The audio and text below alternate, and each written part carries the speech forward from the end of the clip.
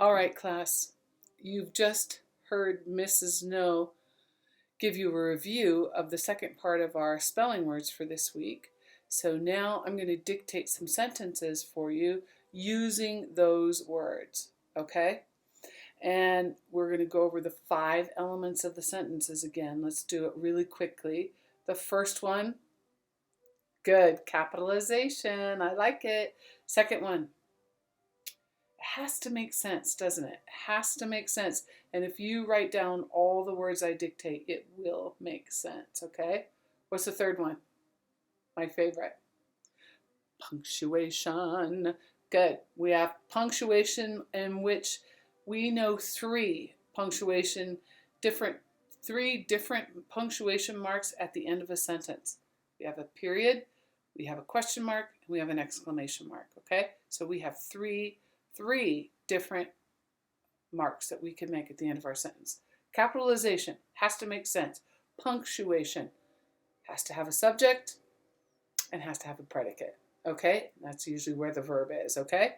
Good. All 5 things have to be in our sentence. Sitting up nice and tall in your chair. Your shoulders are over your hips. You are with your pencil in your hand and you've identified the place in on your paper where you're going to start writing. You're comfortably close to the table and we're ready to write. Now I've done that tricky thing again. I've taken some words from before and mixed them in with our new spelling words. So I'm hoping that you remember how to spell them, or at least you remember seeing them and can kind of get an idea of what they're going to spell like, okay? All right. The very first sentence. There is a mouse in the kitchen. There is a mouse in the kitchen. Pause the video. It's kind of a long sentence. Take your time. Write every word. There is a mouse in the kitchen. And come back when you're finished. Okay, welcome back. Here's what your sentence should look like. There is a mouse in the kitchen. Now, if you put an exclamation mark at the end of this sentence, that is perfectly okay. In fact, it's good. I could have done that too, but I didn't want to confuse you. There is a mouse in the kitchen.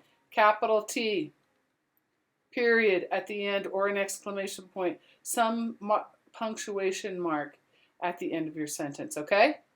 Good. If yours does not look like mine, go ahead and cross out the sentence that doesn't look like mine and make one that does look like mine, okay? Good. Sentence number 2. Mr. No has a fast bike.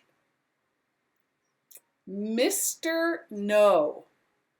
Now, no is easy to spell. We already know it's just capital N-O, okay, because it's his name. Gave you a little hint there.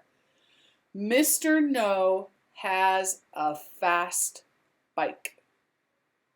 Good. Pause the video if you need to. Welcome back. Mr. No has a fast bike.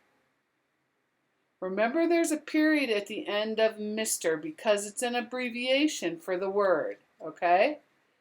And Mr. No is a proper noun, so it has to be capitalized. It has a fast bike, which means the end of the sentence has a period, okay? Trying to get that reflection off there we go. Mr. No has a fast bike. Make your sentence look like my sentence, okay? Good. Last one. This is a tricky one, and I want you to really think about it.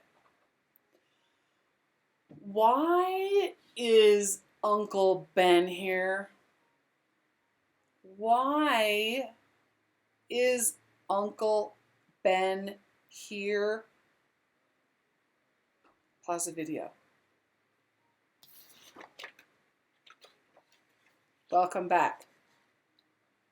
Here's your sentence. Why is Uncle Ben here? Do you remember when we did all those question words? Why is kind of a tricky one. That's why I picked it. Why is Uncle Ben? What's up with Ben? Yeah, it's capital because it's a proper noun. And what's at the end? At the end of our sentence, it's a question mark because I really did say it like a question. Why is Uncle Ben here? Why is Uncle Ben here? Question mark. Why means it's got a question, okay? Good. If your sentence does not look like this, cross it out, make it look like mine. Okay, good. Now, I used there, I used fast, and I used uncle from this week's words. I want you to use here. Oh no, I used here too, didn't I? So you don't have to use here. You need to use Aunt and April. Okay? 2 more sentences. Aunt and April. I know you can do it. See you next time.